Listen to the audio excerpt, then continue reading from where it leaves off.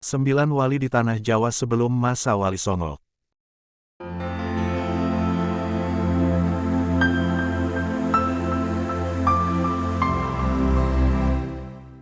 Syekh Subakir dikenal masyarakat Jawa sebagai sosok yang sangat ahli dalam bidang kegaiban atau hal-hal yang bersifat mistis.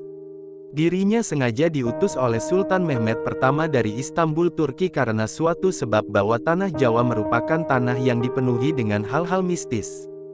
Selain itu, mengingat utusan sebelumnya telah menemui kegagalan dalam menyebarluaskan Islam di tanah subur tersebut.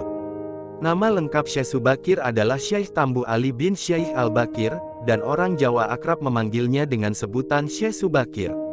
Perjalanan dakwah Syekh Subakir di Tanah Jawa tidak sendirian. Dirinya ditemani oleh 8 orang yang lain dengan misi yang sama. Sebagaimana dikutip dari buku yang berjudul Kisah Perjalanan Syekh Subakir, Wali Songo periode pertama, bahwa kawan-kawan Syekh Subakir saat itu terdiri dari 8 orang yang memiliki keahlian tertentu di bidangnya. 1. Syekh Maulana Malik Ibrahim yang berasal dari Turki. Beliau adalah sosok yang ahli dalam mengatur negara atau tata negara. 2. Syekh Maulana Ishak yang berasal dari Samarkand, Rusia bagian selatan. Beliau adalah sosok ulama yang ahli dalam bidang kedokteran. 3. Syekh Maulana Muhammad Al-Maghrobi yang berasal dari negara Maroko. 4. Syekh Maulana Ahmad Jumadil Kubro yang berasal dari negara Mesir. 5. Syekh Maulana Malik Israil yang berasal dari Turki. Keahliannya adalah dalam mengatur negara atau tata negara. 6. Syekh Maulana Muhammad Ali Akbar dari Persia atau Iran. Beliau ahli dalam ilmu pengobatan atau kedokteran. 7. Syekh Maulana Hasanuddin dari negara Palestina. 8. Syekh Maulana Aliyuddin yang juga berasal dari negara Palestina.